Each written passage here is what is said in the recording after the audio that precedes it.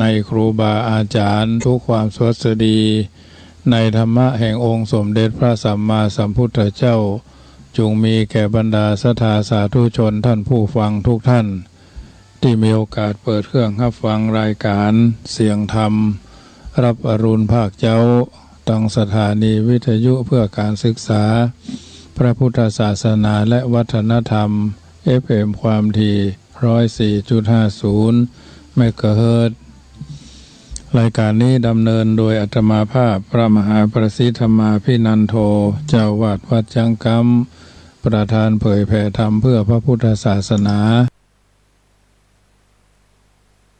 ในนามของคณะสงฆ์หน่วยอบรมประชาชนประจำตำบลมะกอกเบอร์โทรศัพท์0861875325 0861875325วันนี้เข้ารายการช้าไปหน่อยพอดีฝนตกญาติโยมสาธุชนที่อยู่ทางบ้านตีสามก็บ่มีหยังตีสี่ก็บ่มีหยังตี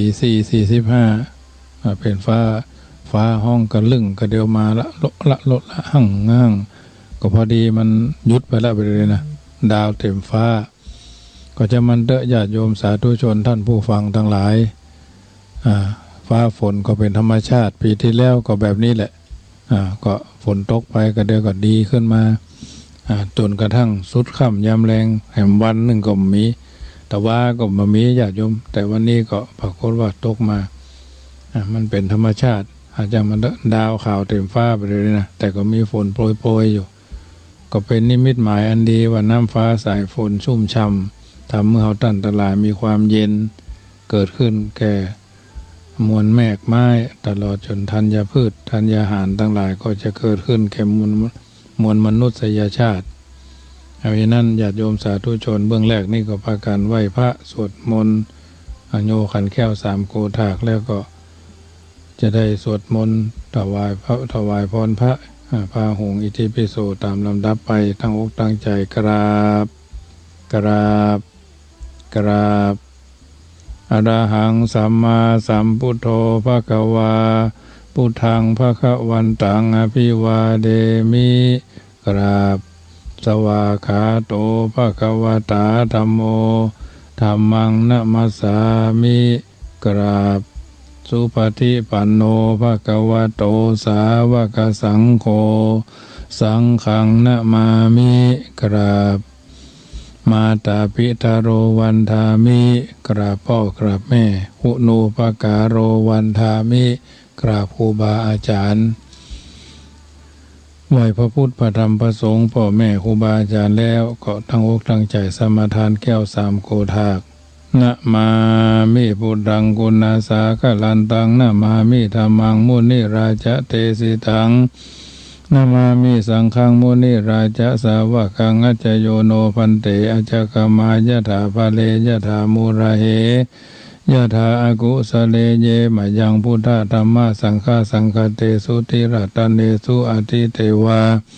ปัจจุปันเนวาอวิวายะทิวาระโหวากาเยนะวาวาจายะวามะนะสาวาปะมาตังวาอาการะวังวาอากาสิมหาทิสวายถาธัมมังปฏิกโรมะเตสังโนพันเตพุทธาติรัตนัตยังอนุกัมปังอุปาทายะอาจยังอาจยโตปฏิคันหันตุขมันตุอายะติงสังวริสามะนะปุเนวังกลิสามะสันจิจโตสังสันจิจโตสังสัพพังโตสังขมันตุโนสมันตาจักวเรสุอัตตาขจันตุเทวตาสัทธมังมุนิราชสะสุนันตุสัคโมคตังธรรมสวนาการโรอะยัมภทันตาธรรมสวนาการโลอะยัมภทันตาธรรมสวนาการโลอะยัมภทันตา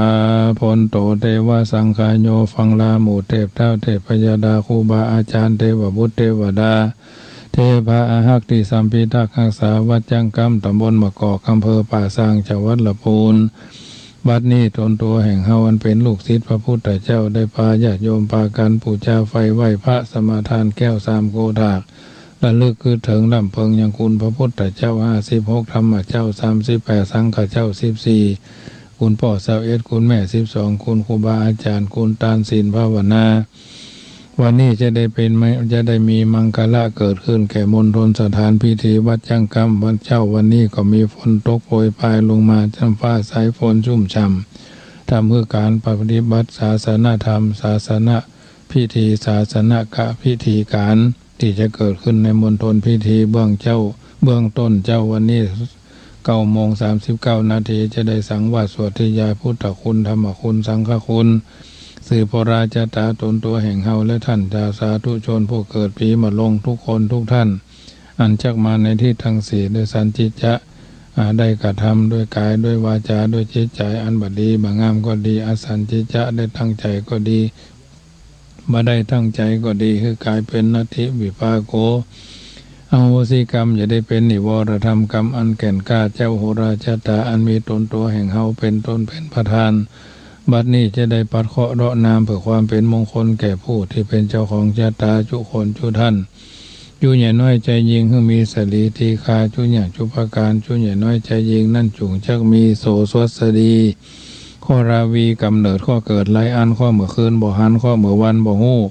ข้อเก่าเกลือต่างๆนานาอันเข้ามาในอัฏฐทิศะทั้ง8คือสู่แควดในหันออกไป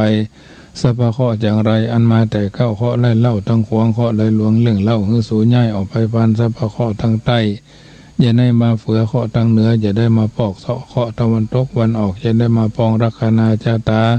ข้อวันนี้วันโพขึ้นตกไปกับพระราหูอสุรินทะอันที่อยู่แหล่งล่าสักุณาหมู่ปรมัยไอสวนสัพพะข้อทั้งมวลอันอุบาทสัพพะพยาธิอันตรายข้อปาวายเจ็บไข้ข้อขี้ให้แห่งมีข้อหัวปีอย่ามาถูกต้องข้อพี่น้องมาเฮือนข้อท่านจกมาใส่ข้อให้นาต่างเต้าข้อผู้เท่ามาฝ่าครัวข้องัวควายตัวก้าข้อช่างม้ามาจนข้อกังวลใหญ่น้อยข้อรับไหลบ่ตื่นข้อบ่ชื่นเสกันก็ขอฮึดตกไปในวันนี้ยามนี้60 ปีจะได้มาเฝ้า9,000 ปีจะได้มากาย17ข้อทั้งหลายให้ระงับกับหายไปโดยอำนาจแห่งพระพุทธเจ้าทั้งปวงพระธรรมเจ้าทั้งปวงพระสังฆเจ้าทั้งปวงคุณพ่อคุณแม่ทั้งปวงคุณครูบาอาจารย์ทั้งปวงคุณทานศีลภาวนาคุณอรหันตาอรหันติคุณผู้มีพระคุณในทางสารสร้างเสริมสร้างสนับสนุนส่งเสริมพระพุทธศาสนาคือการกุงรุ่งเรืองมาถึงปัจจุบันวันนี้และตลอดจนญาติโยมสาธุชนที่เป็นเจ้าของโหราชตาวันนี้ก็ดีปีมะลง07ก็ดีเจ้า11ราศีก็ดีที่ได้เกิดร่วมศาสนาพุทธศาสนาสถาบันชาติศาสนาเดียวกันเพื่อมีการกุงรุ่งเรืองไปใจนั่นจุงจักมีอมเฮติทาปทากติตติเฮเฮวะเววะเวลุญากะลุกายะที่รูวิวะเตอมกากากานุนานะนินินุนุนินินานาทุภาภาอมเฮเตวาเตนิลุตภาลุปิสาตรุนิวาจะโลเทภกามุเฮอวนานะหิมะกุมภะอมสวหายแกเหละนานาสัพพทุกขาสัพพพยาสัพพโรคาสัพพอันตรายาสัพพโคโรนาสัพพโควิด19วินาศสันตุอายุวัตโกธนวัตโกสิริวัตโกยะสวัตโกภรวัตโกวันนะวัตโกสุขวัตโกโหตุสัพพตาทุกขโรภคยาเวลาโสกาสัตุจุปัตตวาอเนกาอันตรายาภิวินาศสันตุจะเตจะสายใจยสิทธิถนังลาพังโสทีภคยังสุขังพลังสิริอายุจวันโนจะโพคังวุธิจยสวาสตาวสาจะอายุจะชีวสิทธิภวันตุโวพุทโธโยแก้วขาดธัมโมโยแก้วขาดสังโฆโยแก้วขาดพุทโธโยโนธัมโมโยโนสังโฆโยโนพุทโธสัคคารโวธัมโมสัคคารโวสังโฆนะคาสัคคารโวนาคาโลคือว่าได้พระพุทธเจ้ากกุสันทะมาตั้งอยู่ตาเบื้องซ้ายขวาแห่งมนุษย์โลกทั้งหลายโมกาโลคือได้พระพุทธเจ้าโกนาคมณะมาตั้งอยู่ยังตาเบื้องซ้ายแห่งมนุษย์โลกทั้งหลายพระพุทธกาโลได้พระพุทธเจ้ากัสสปะมาตั้งอยู่ในกลางหลังแห่งมนุษย์โลกทั้งหลายทากาโลคือได้พระพุทธเจ้ากัสสปะมาตั้งอยู่ยังสะดือเครื่องแต่งตัวแห่งมนุษย์ทั้งหลายยะกาโลคือได้พระศรีอริยเมตไตรเจ้ามาตั้งอยู่หน้าผากแห่งมนุษย์ทั้งหลายอนาคาโตตนจักมาทัดลัดทลายภายโผดภายหน้าเศรษฐสันติโลกะมหิตถังยังพระตนพระเสริฐพระเจ้าเปิดโลกมาแล้วโลกา30พระพุทธเจ้าพุทโธข้าไหวล่วงล้ำแล้วทัดลัดทัดลองพระราชเจ้าจอมตองจอมยองโดยเกิ้ง สุเทพสุครมหาธาตุเจ้ามีในเมืองละครมหาเจติยะราชเศร้าหลังลำปางสันลือเสด็จความหม้อล่องอ้อจ่อแลจอมแจ้งจ่อแลกินแกนทุกถิ่นดินแดนแหลมลึกโผยผูภูทับพระพิมพ์พระพายพระลอดพระลอดพระคงพระลือพระบังพระ12ตลอดจนพระพุทธคุณพระธรรมคุณพระสังฆคุณมาปกปักรักษาให้ข้าพเจ้าทั้งหลายและเจ้าของจัตตาทั้งหลายให้อยู่ดีมีสุขอายุมันขวัญยืนจุญญาจุปการขอราธนาพระธาตุเจ้า12ราศีจวดหนูจะรู้ว่าขานเสือเทาะกระต่ายมาลงงูใหญ่มาเสงงูเล็กมาเมียมาแม้แปะบอกลิงละกาไก่จอหมากุนหมูให้อยู่ดีมีสุขจุญญาจุปการนั่นจุงจักมีเตี้ยงแต่ดีหลีแด่เตว่าสนั่นพุทโธพุทธังรักษาธัมโมธัมมังรักษาสังโฆสังฆังรักษาพุทโธพุทธังอรหังธัมโมธัมมังอรหังสังโฆสังฆังอรหังพุทโธพุทธังกันหะธัมโมธัมมังกันหะสังโฆสังฆังอันหะอายุวันโนสุขังพระลังติปิโสภควาอรหังสัมมาสัมพุทโธวิชาจรณะสัมปันโนสุขโตโลกาวิทูอนุตตโรภุริสาธรรมสารถิสัทธาเทวมนุสสานังพุทโธภควติสวากขาโตภควตาธัมโมสันติติโกอากาลิโกเอหิปัสสิโกโอปนะยิโกปัจจตังเวทิตาโพวินยูหิติสุปฏิปันโนภควโตสาวกสังโฆอุจุปฏิปันโนภควโตสาวกสังโฆยายาปฏิปันโนภควโตสาวกสังโฆสามิจิปฏิปันโนภควโตสาวกสังโฆยะติทังจัตตาลิปุริสายุคานิอัฏฐปุริสาปุคลาเอสะภะคะวะโตสาวกสังโฆอาหุนายโยปะหุนายโยตักขีนายโยอัญชลีกะรณีโยอนุตตรังปุญญเขตังโลกัสสาติปะหุงสหัสสมาภินิมิตาสาวุดันตังกริเมฆรังอุทิตะโครสะเสนามารังตานาทิธรรมวิธินาจิตวามุนินโทตันเตจะสาภวตุเตจยมังคลานิมาลาติเลกามาปิยุจิตาสาภรติงโครัมปนาละวะกะมะคะมะตัตยะขังขันติสุตันตวิธินาจิตวามุนินโทตันเตจะสาภวตุเตจยมังคลานินาลาคิลิงขจวรังอธิมัตตาภูตังทวกิจกรรมสนิวาสุธานุลันตังเมตตัมภุเสกวิธินาจิตวามุนินโทตันเตจะสาภวตุเตจยมังคลานิอุคิตากะคะมัตติหัตถสุธานุรันตังทวันทิโยชนะปัตังคุลิมาละวันตังอิทิปิสังคตามโนจิตวามุนินโทตันเตจะสาภวตุเตชยมังคลานิคัตวานัคตามุตรังอิวะคปินิยาจินจายทุตวัชนะชนะกายมะเจสันเตนะโสมวิธินา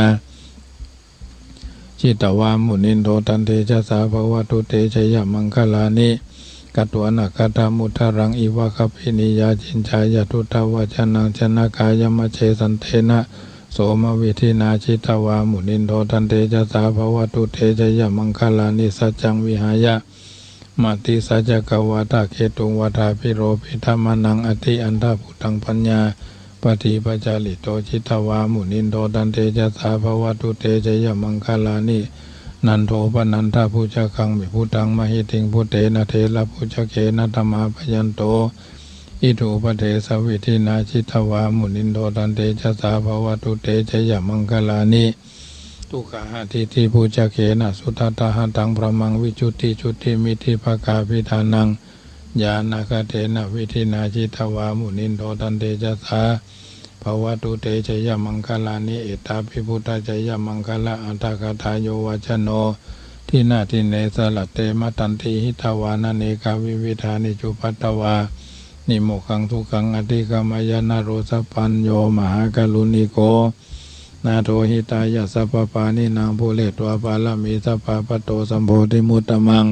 เอเตนะสัจวะเจนะโหตุเตชยมังคลังเจยันโตโพธิยามูเลสกยานังนันทิวัฒโนเอวังตวงวิจโยโหหิเจยะสุเจยมังคะเรอปราจิตาปัลลังเกสีเสปทวิโปคะเลอภิเสเกสัพพพุทธานังอคัปปโตปโมตติสุนักตังสุมังคลังสุปาปาตังสุหุติตังสุขโนสุโมหโตจะสุจิตังพมาจาริสุปทักขินังกายากัมมังวาจากัมมังปทักขินังปทักขินัง มโนกัมมังปณิทิเตปทักขินาปทักขินานิคัตตวา นาราพันธเถปทาคีเนเตอัทลาทาสุขิตาวิรุลาพุทธศาสเนอโรคาสุขิตาโหหิสหัสเปหิยาติปิสกตัวธรรมรัตนังโอสทังอุตตมังวลังปลิลาหูปัสสมานังธรรมเตเจนะโสทินานะสันตุปัตตวาสเปพยาอุปสมเมนตุเตสกตัวสังฆลัตนังโอสทังอุตตมังวรังอาหุนายังปะหุนายังสังฆเตเจนะโสทินานะสันตุปัตตวาสเปโรคาอุปสมเมนตุเตเอวเมสุตังเอกังสัมมายังภควาสวัตติยังวิหารติเจตวันเนอนาถบินดีกัสสะอาลาเมตัลละโขภควาภิกขุอามันเตสิภิกขโวติปัฏฐานเตติเตภิกขุภควโตปัจจโสสุงภควาเอตตะโวจาเมตตายะภิกขเวเจโตวิมุตติยาเสวิตายะภาวิตายะพหุลีกตายะยานีกตายะวัตถุกตายะอนุทิตายะปริจิตายะสุสมาลทายะเอกาทัสสานิสังสาปฏิกังคากตเมเอกาทัสสะสุขังสุปฏิสุขังปฏิพุชตินาปาปกังสุปินังภัสสติมนุสานังปิโยโหติอมนุสานังปิโยโหติเทวตารคันตินาสะอาคิวาวิสังวาสตังวากามัตติตุวตังชิตังสมาธิยติมุขวันโนวิปัสสิทติอาสามุลโหกาลังกโรติอุตริงอปติวิชันโตภามโรกุปโคโหติเมตตายะภิกขเวเจโตวิมุตติยาอเสวิตายะภาวิตายะพหุลีกตายะยานีกตายะวัตถุกตายะอนุทิตายะปริจิตายะสุสมารตายะอิเมเอกาทัสสานิสังสาปฏิกิทะปฏิกังคติอิธามโวจาภควะอัตตมนาเตภิกขุภควโตภาสิตังอภินันทุนติ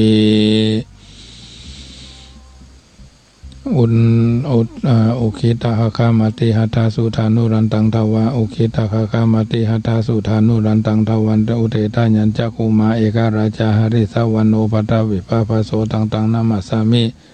หริสวันนังปัตตวิภาภสังตยชุกตาวิหาเรโมทิวสังเยปมนาเวทะคูสัพพะธรรมเมเตเมนะโมเตจะมังปรายันตุนะมะทุพุทธานังนะมะทุโพธิญาณโมวิมุตตานังนะโมวิมุตติยาอิมังโสภลิตังกัตตวาโมโรชาลติเอสนาอธิโลเกสีละคุโนสัจจังโสจยานุทยาเตนะสัจเจนะกหามิสัจจกิริยามนุตตรังอวชิตวาธรรมปรังสริตวาบุภเกจิเนสัจจะภะระมวัสสายสัจจกิริยามคาสหังสันติปะคะพัฒนาสันติปตาวัญชนามาตาปิตาชนิคันตาชาตาวัยทัปติกมาสุวรรณภูมิงกัตวนาโสนุตรามหิธิกาปิสาเอวะวิธามิตาพระมาจารังอเตสะโยงพุทโธสัพพัญญูตัญญาโนพุทโธสัพพัญญูตัญญาโนธัมโมโลกุตตโลนาวสังโฆมะคาปะระโตจะอิเจตังรัตนัตยังเอตัสสะอนุภาเวนะสัพพะอันตรายโยวินาสันตุโนสัพพิติโยวิวัจจันตุสัพพะโรโควินาสตุมาเตภวัตวันตรายโยสุขีทีฆายุโกภวะสัพพิติโยวิวัจจันตุสัพพะโรโควินาสตุมาเตภวัตวันตรายโยสุขีทีฆายุโกภวะอภิวาทานาสีลิสนิจังวุตตาปัจจายโนจัตตารโอธรรมาวัฏันตุอายุวันโนสุขังปะลังญาติโยมสาธุชนท่านผู้ฟังทั้งหลายเจ้าวันนี้ปากันสังวาสสวดที่ยายพัดเคาะเลาะนามเจ้าโหราชาตาทั้งหลายและวันท่านมีโอกาสคล้ายวันเกิดวันนี้ก็ดีเกิดวันที่31สิงหาทุกคนทุกท่านก็ดีขอรัตนาเอาคุณพระรัตนตรัยเป็นสรณะอันสูงสุดเป็นสรณะเป็นที่พึ่งเราท่านทั้งหลายได้มีความสลีทีคาอายุมั่นยืนยาวสรณะในทางพระพุทธศาสนากำหนดว่าพุทธรัตนะธรรมรัตนะสังฆรัตนะเป็นที่พึ่งเป็นที่อาศัยนำพาให้พ้นทุกข์ในแท้อันนี้เป็นหลักที่ท่านหันว่าเหมาะสมกับคำว่าสรณะกล่าวอย่างสรุปก็ว่าที่พึ่งที่ระลึกนั้นมีมากอย่างและสามารถพึ่งได้ระลึกได้ทำให้เกิดความสงบสุขได้สันติสุขได้ทำให้เกิดความฮักความสามัคคีปรองดองฉันพี่ฉันน้องกันก็ได้ทุกเป็นการพ้นจากความทุกข์ในวัฏฏะใดแต่พระรัตนตรัยจัดว่าเป็นที่พึ่งเป็นที่ระลึกเ เป็นที่พึ่งเป็นที่ระลึกถึงและก็ถึงได้และเป็นที่พึ่งเป็นที่ระลึกระดับสูงสุดทำให้พ้นจากทุกข์ในวัฏฏะได้แท้จึงเรียกกันว่าสรณคมการถึงพระรัตไตรสรณคมคือถึงพระรัตนตรัยเป็นสรณะนั้นเป็นถึงจึงเป็นการที่ถึงที่ถูกต้องสมควรจะถูกจะต้องอย่างใดสมควรอย่างใดก็ถึงอย่างไรจึงได้รับประโยชน์อานิสงส์ครบถ้วนแบบนี้นั่นเป็นกรณียะที่สำคัญที่เอาท่านทั้งหลายอาจจะรู้เข้าใจกันเป็นส่วนใหญ่นะสมัยพุทธกาลยังมีผู้ที่เข้าใจผิดพลาดในเรื่องของสรณะยังเข้าใจว่าต้นไม้ภูเขาเป็นที่พึ่งบ่สามารถทำให้พ้นจากทุกข์ในวัฏฏะได้โดยยังบ่รู้บ่เข้าใจยังบ่มีผู้เสนอแนวคิดและการปฏิบัติให้ถูกต้องให้ฟังทำให้หลงผิดปฏิบัติผิดกันมายาวนานแต่เพราะอุปนิสัยบารมีธรรมของท่านเหล่านั้นมีอยู่ทำให้พระพุทธเจ้าทรงมองหันในพระญาณได้เสด็จไปโปรดทำให้เกิดดวงตาสว่างหันสัจธรรมได้หันสรณะอันสูงสุดแท้จริงสลัดความเป็นหันเก่าทิ้งไปทำให้บรรลุอริยผลสูงสุดเป็นพระอรหันต์ได้เรื่องเหล่านี้เป็นเรื่องที่เกิดขึ้นกับหมู่กับคณะเขาท่านทั้งหลายเป็นเวลา 2,562 ปีเขาก็ยังมีความระลึกนึกถึงสรณะรักใจคำสอนที่เขาท่านทั้งหลายได้ประพฤติปฏิบัติกันมาก็ถือว่าเป็นสิ่งที่เขาท่านทั้งหลายมีความเคารพมีความนบนอบเจ้าเป็นจริงกล่าวเป็นคำภาษาบาลีว่าพหุงเวสรนังยันติปภตานิวนานิจะอารามะลุขเจติยะเจตยานิมนุสสาพยตัดชิตามนุษย์เป็นจำนวนนักตีเดียวที่ถูกภัยคุกคามแล้วต่างก็ยึดเอาภูเขาพ่องป่าพ่องสวนพ่องต้นไม้พ่องเจดีย์พ่องเป็นสรณะเป็นที่พึ่งที่พึงกล่าวมานี้ก็ยังบ่ปลอดภัยยังบ่ใช่ที่พึ่งอันสูงสุดเพราะบุคคลจะอาศัยที่พึ่งเช่นนั้นจะพ้นจากทุกข์ทั้งปวงก็คงบ่ได้ส่วนผู้ใดถึงพระพุทธเจ้าพระธรรมเจ้าพระสังฆเจ้าเป็นสรณะเป็นที่พึ่งหันด้วยปัญญาอันชอบซึ่งอริยสัจสี่คือทุกข์สมุทัยนิโรธและมรรคที่ถึงความดับทุกข์ที่พึ่งอันเป็นสังเกษมได้นี้ถือว่าเป็นสิ่งที่เราท่านทั้งหลายได้กระทำบำเพ็ญให้เป็นไปเป็นส่วนใหญ่ฉะนั้นก็ถือว่าทุกคนทุกท่านได้มีที่พึ่งที่ประเสริฐกันเป็นเวลาเมินมาแล้วทุกคนทุกท่านมีสิ่งที่บ่งบอกถึงว่าเราเป็นชาวพุทธที่สมควรมีความเคารพนับถือในการที่จะดำเนินชีวิตถูกต้องท่องแท้สิ่งต่อที่ถือว่าเป็นสิ่งที่ประเสริฐยิ่งมันมีสิ่งอื่นนอกไปเสียจากความถึงแท้เข้าใจแท้นำมาประพฤติปฏิบัติอย่างน้อยๆก็อำนาจแห่งสิ่งศักดิ์สิทธิ์ทั้งหลายที่เราท่านทั้งหลายหันว่าดีเพิ่นถึงบอกว่ารวยล้นฟ้า แต่ว่าต่ำใจบ่มีคนใดไผซักเสริญเจ้าบ่มีความสุขทุกข์ใจหม่นเศร้าปัญญาบางเบาเง่าล่ำสบายแก่ตัวแต่หัวใจจำใจดำหมิ่นเมียงเนินนายรวยอย่างนี้บ่มีความหมายต่ำเหลืองัวควายเลี้ยงไว้กินหญ้าต่ำเหลืองัวควายเลี้ยงไว้กินหญ้าอันนี้ก็ถือว่าเป็นสิ่งที่เพิ่นกล่าวเอาไว้น้อมมาน้อมมาจ๋าน้อมมาอธิบายแต่ว่าก็มีญาติโยมมาร่วมบุญกันหลายคนหลายท่านก็ถือว่าเป็นกัลยาณมิตรอันสูงค่ามากด้วยความสำคัญในจิตวิญญาณของแต่ละคนแต่ละท่านสิ่งต่างๆเหล่านี้ได้แสดงออกถึงว่าท่านทั้งหลายได้เกิดมาเป็นชาวพุทธมาพบพระพุทธศาสนาได้มีการเสียสละสิ่งละอันพละน้อยท่านทั้งหลายเดินทางเส้นนี้มาเป็นเวลาเมินมาพบมาเจอกับอาตมาภาพผู้เป็นสะพานบุญให้ญาติโยมสาธุชนได้เป็นที่เพิ่งเป็นที่เคารพก็เฮาก็บ่มีหยังนอกจากธรรมะอันเป็นที่เพิ่งธ ธรรมะอันเป็นที่เพิ่งแก่หมู่เฮาเราเจ้าข้านั่นก็คือคำสอนที่พระพุทธเจ้าตรัสเอาไว้ 84,000 พระธรรมขันธ์เป็นเวลาเมินนานมาแล้วเฮาก็ถือว่าได้ฝากฝังไว้เป็นนิธิเป็นนิธิคือขุมทรัพย์อันฝังไว้พุทธเจ้าเพิ่นบอกว่าฝากเงินไว้ใช้ดอกผลตนยังอยู่คู่อารามอันนี้ฝากเป็นทุนเป็นรอนเอาไว้เป็นฝากบุญกุศลเอาไว้บุคคลฝังทรัพย์ไว้ในที่ลึกถึงระดับน้ำด้วยตั้งใจว่าเมื่อมีความจำเป็นทรัพย์นี้จะเป็นประโยชน์แก่เฮาธรรมดาขุมทรัพย์ที่เขาฝังไว้ในโลกก็เพื่อป้องกันการถูกลิบเป็นของหลวงพ่องป้องกันโจรปล้นจี้พ่องเอาไว้ใจหนี้พ่องเอาไว้ใจเวลาเข้ายากมากแปลงพ่องเอาไว้ใจในคราวเกิดภัยอันตรายพ่องบุญนั้นบุญญานิธิได้แก่ขุมทรัพย์ที่เกิดจากธรรมะสมบัติคือคุณธรรมที่เก็บรวบรวมฝูงไว้ปลูกฝังไว้ในจิตในใจเฮาอันธรรมสมบัติดังกล่าวนั้นได้แก่ทานศีลสัญญมะและเกาะธรรมะข้อนี้ต้องตามพระบาลีในนิธิกันดสูตรพุทธเจ้าตรัสว่ายัสสะทานเนนะสีเลนะสัญญเมนะทะเมนะจะก็คือการทำบุญในการทำบุญสุขุมทรัพย์คือบุญอัน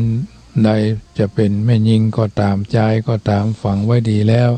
ด้วยทานด้วยศีลด้วยสัญญมะและด้วยธรรมะในเจดีย์ในสงฆ์ในบุคคลในแขกเรือในพ่อในแม่ในพี่สาวเพื่อนก็ดีเป็นต้นในนิธิกันดสูตรนั้นสมเด็จพระสัมมาสัมพุทธเจ้าตรัสไว้ว่าความแตกต่างแห่งโภคะนิธิหรือบุญญานิธิไว้ชัดเจนซึ่งมีเรื่องที่จะต้องทำความเข้าใจว่าโภคะนิธิหรือทรัพย์สมบัติที่ฝังไว้อย่างดีในดินในที่ลึกถึงระดับน้ำเพื่อประโยชน์ต่างๆเช่นเก็บไว้เพื่อใช้ยามจำเป็น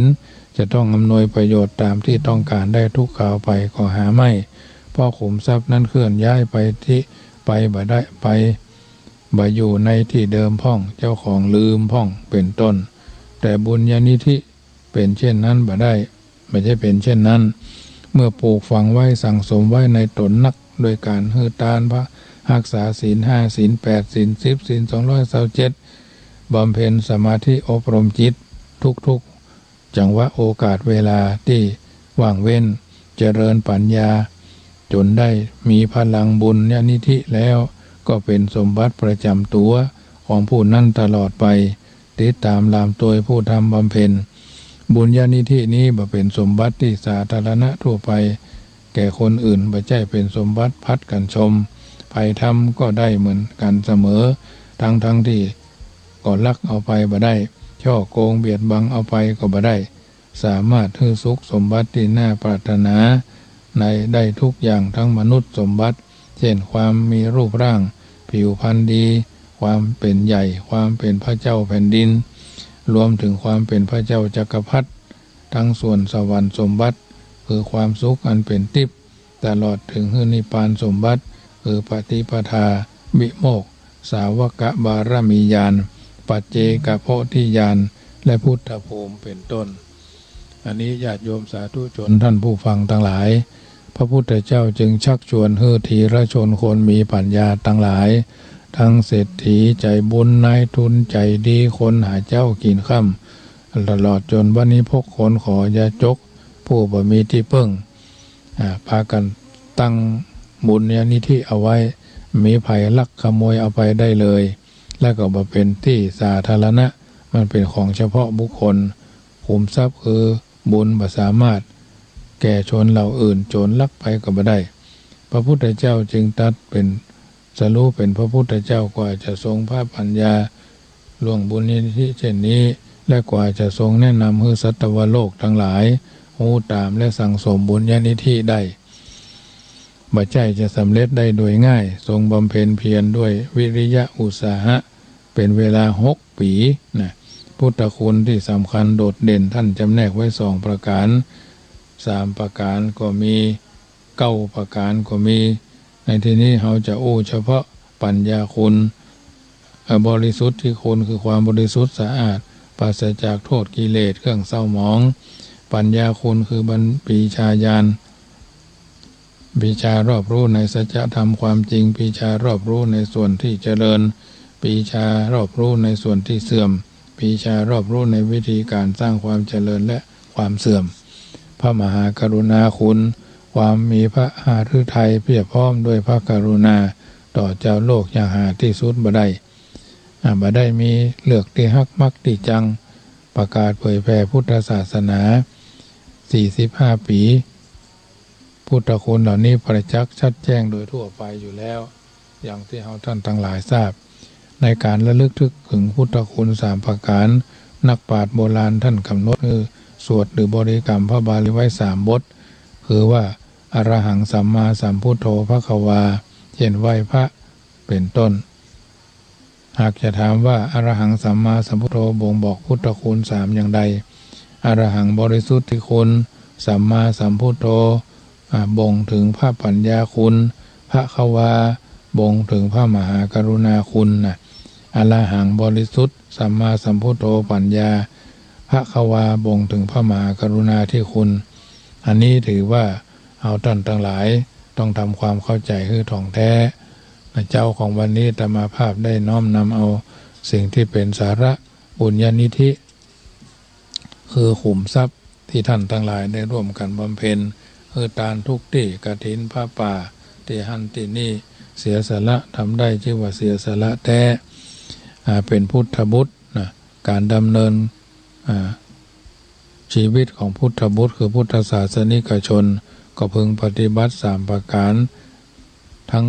งปฏิปทาทั้ง3 ประการที่สมบูรณ์เช่นกันเมื่อทำได้ปฏิบัติได้ชีวิตก็จะเป็นชีวิตที่ประเสริฐเป็นชีวิตที่น่ายกย่องแม้ล่วงลับดับขันไปแล้วผู้คนก็เขากล่าวขวัญอยู่เพื่อนเสียดายล้มหายตายจากเพื่อนยกย่องเชิดชูชาวพุทธทั้งหลายควรเป็นคนรู้จริงมากกว่ารู้ดีมิใช่เพียงแค่รู้ดีเพราะคิดเก่งและมีวาทะดีแล้วก็หลงตัวเองแสดงว่ารู้ดีร่ำไปย่อมได้ประโยชน์เป็นส่วนตนเป็นหลักแต่ผู้อื่นไม่ได้ประโยชน์อาจจะเสียประโยชน์ไปโดยไม่รู้ตัวหลังจากที่มีแสงสว่างแห่งปัญญาในตนเป็นผู้รู้จริงแล้วพึงเป็นคนเสียสละจริงด้วยกล่าวคือไม่เก็บความรู้ไว้ชื่นชมเฉพาะตัวบุคคลและพึงเปิดเผยให้โลกรู้โดยการใช้ปัญญาความรู้นั้นไปบำเพ็ญประโยชน์แก่ส่วนรวมแก่ชาติประเทศแก่พระศาสนาทำโลกนี้คือสว่างไสวด้วยแสงแห่งธรรมทั้งปวงช่วยเหลือผู้คนให้มีความสว่างทางปัญญาเช่นสอนให้คนอื่นรู้จักรู้จริงตามตนนำคนอื่นให้ปฏิบัติดีปฏิบัติชอบเหมือนตนชี้ทางสวรรค์ให้คนอื่นหันเหมือนที่ตนเชื่อมั่นตามหลักฐานที่ตนรู้จริงบัตรณีบอกห่วงความรู้บ่ใจความรู้ในทางที่หาผลประโยชน์ใส่ตัวเสียสละแบบนี้แต่ชื่อว่ามีความเสียสละจริงดำเนินตามปฏิปทาพุทธจริยาคือภควาขององค์สมเด็จพระสัมมาสัมพุทธเจ้าจริงหากบ่เช่นนั้นจักมีแสงสว่างแห่งปัญญาในตนเกิดแล้วเพิกเฉยเลยบักเสียสละทำประโยชน์หรือใช้ปัญญาบักก่อกรรมทำเข็นแก่ผู้อื่นจึงจะเกิดโทษแก่ตนในภายหลังก็ได้เพราะนั้นเจ้าวันนี้ธรรมาภาพดำเนินรายการเสียงธรรมรับอรุณภาคเจ้าญาติโยมสาธุชนที่อยู่ทางบ้านได้ยินได้ฟังแล้วเป็นจะได้พ่องลองโทรศัพท์เช็คกันเข้ามาเนอะที่0861875325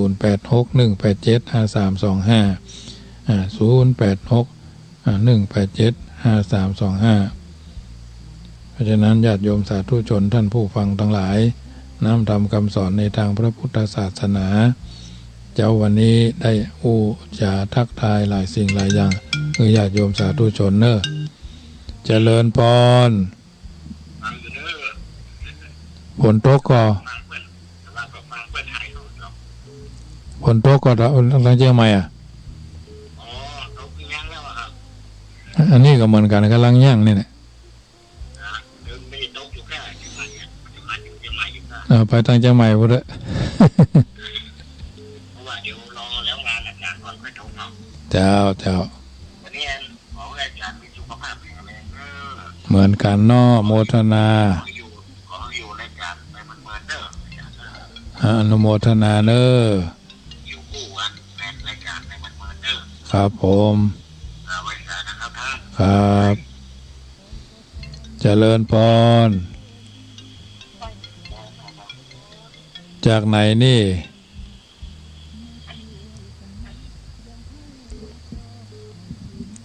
เสียงตกไปเด้อเจริญพรโอ้ฝนตกไหมเอ้ยโอ้ระคำตันเนี่ย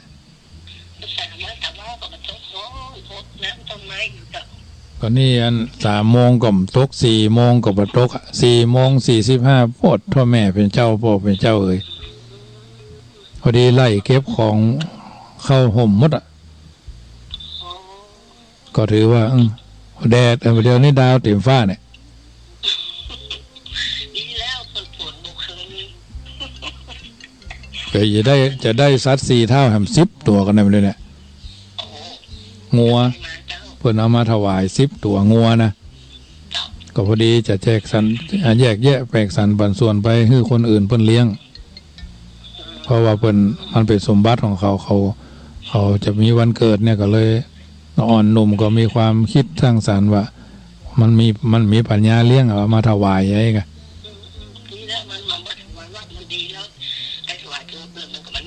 วันนี้วันที่ควายงัว10 ตัวมีกี่ขาจุดเอาไปคิดคนเดียวเนอะแล้วก็จะมีโจกแล้วก็มาช่วยกันแปลงคอกของมันโดยส่งกำลังใจได้ช่วยแปลงเลยเจ้าเจริญพรเจ้าแม่ครูเหรียญทองญาติโยมทั้งหลายบอกข่าวดีเนอะบอกโจกโดยว่าตะวาโยมร้านทองบ้านนครเจดีย์เปิ่นมาทำบุญวันเกิดลูกบ่าว2 คนเปิ่นถวายงัว10 ตัวงัว10 ตัวมีกี่ขาจุดเอาไปพิจารณาคนเดียวเนอะวันนี้เป็นวันที่31เราจะได้มาช่วยกันแปลงข้อคือเขาได้อยู่แต่อาตมาภาพไม่ได้เอาไว้ที่นี่นะจะเอาให้คนเพิ่นไปเลี้ยงในนามของวัดจังกรรมเจริญพรเจ้ากลับไปศาลเจ้าเจ้าวันนี้เจ้าจะไปบ้านวัดท่านตรงไหนเจ้าใกล้ๆกับพระบาทตาผ้าแม่เจ้าพอดีเจ้าห่อขนมจ๊อกไปตามเลยนะเจ้าเอาจองมาด้วยเนอะเจ้าแม่โมทนากับแม่เนอะเจ้าโยมแม่เรนูวันแม่โอนเงินเข้าไปทำบุญกับท่านตอนทุ่งกว่าเจ้า300 บาทคิดถึงพันตำรวจโทจำนงก้อนแก้ว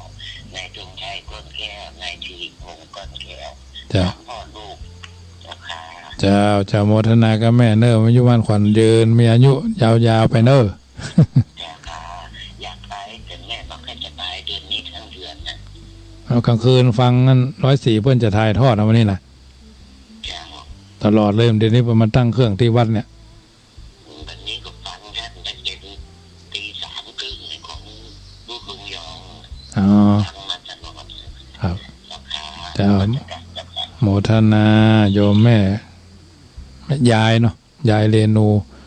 คงรุ่นยายป่ะเนาะรุ่นยายตมาป่ะเนาะบุญกุศลนั้นใดที่เราได้ร่วมกันก็โทรเข้ามาเนอะคือกำลังใจปั่นโจกโอยใจปั่นศีลปั่นปอนก็ได้เนอะวันนี้เป็นวันทำบุญอายุวัฒนะมงคลเทวดาเพิ่นพรมน้ำมนต์เริ่มมาตี4:45แล้วญาติโยมปดหล่นเก็บพรม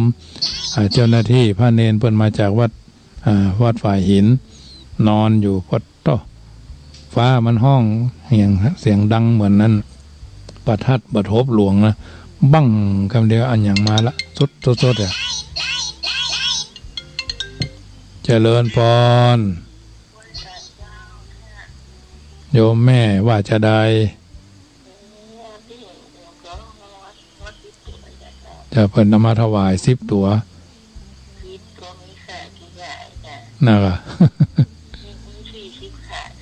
นั่นน่ะเอาไปจุดเอาคนเดียวเนอะ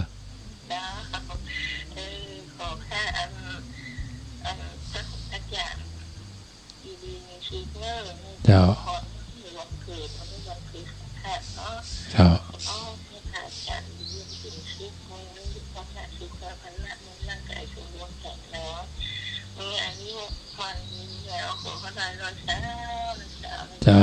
เจริญพรขอบพระคุณแม่เด้อเจ้าเจ้าแม่ก็เหมือนกันเนาะเจ้าเจ้าพอดีโยมมันที่ว่าล้านทองนครเจดีย์สองคนสมมาเด้อสองคนผัวเมียเนาะหิหาจบโรงเรียนส่วนบุญละปูนเขาเนี้ยกระจายเป็นคนตังลำปางก็มาได้แต่งการแต่งงานกันก็บ่ไปทำงานทางเจ้าบ้านนะเพิ่นก็พ่อแม่เพิ่นมีเชื่อสายเกี่ยวกับจีนด้วยเนาะก้าทุงก้าทองเพิ่นมีเงินกงสีก็เลยมาตั้งร้านทองที่นครเจดีย์เลยวัดอาตมาภาพไปประมาณสัก3 กิโลนะก็มีหลักฐานสร้างหลักฐานสร้างหลักแหล่งพ่อแม่เพิ่นก็มีสมบัติฮือกันมาก็มาช่วยกันมาเปิดร้านทองแปลงบ้านแปลงจองก็เฮืองขึ้นซื้อที่ซื้อหยังก็พัดเปลี่ยนเป็นปัจจัยบำรุงไปทำบุญกับบ้านเพิ่นเป็นตลอดแปลงบ้านให้เขาเจ้าโฮมสเตย์เนาะเป็นหลังก็ไปเทศทำให้เขาอยู่เรื่อยๆแต่ว่านี่เขาทำบุญหาเจ้ากรรมนายเวรเจ้าเกณฑ์เจ้าตาวันที่6ที่จะถึงนี่เป็นวันเกิดของสุภาพสตรีคือแม่หญิงอายุยังบ่ถึง30ด้วยเกือบจะ30แล้วนะก็เป็นคนที่ว่าเป็นคนละปูนเนี่ยถึงแม่พลอยแม่หญิงที่จริงก็เลยอยู่วัดเลยวัดบรรยุไปหน่อยเป็นคนเชื้อสายจีนหน่อยก็ขาวหมวยเนาะทำนองนั่นเพิ่นก็มาพอดีมาปะกันเท้าความใส่กันตัวก็เลยเพิ่นก็จะไม่ได้มาถวายของเจริญพรแม่เจรูนได้จ้าเจ้าฟังอยู่นอเสียดายบ่ได้ไปจ้าฝนตกก็เจ้าปวดท้อพอสมควรไหมเอ่ยจ้าเจ้าไม่ยังมาโตไปตรงนี้เพิ่มก็มีการมีงานเนาะก็น่าก็มันที่เยี่ยปีแล้วก็ยังไม่เอ่ยแต่แจ้งดีขวายงามมันเดือนนี้ก็ดาวเต็มฟ้าแล้วนะต้นพรมน้ำมนต์เนาะมันเกือบบัดดีกับเพราะว่ามันเขาปู่ของพรมของเปี้ยทั้งนั้นนะไม่เอ่ยบัดได้เปี้ยพอดีลื้อเนาะเขาก็วันไว้นะพอดีว่าทุเจ้าพระเนรเพิ่นมาจากวัดฝ่ายเห็นเพิ่นมาพนอนนี่ก็ช่วยกันเก็บเลยดูแลสุขภาพด้วยนะเจ้าโมทนาเนอสาธุเจ้าอายุมันขอนยืนนี่ค่ะเจ้าเจริญพร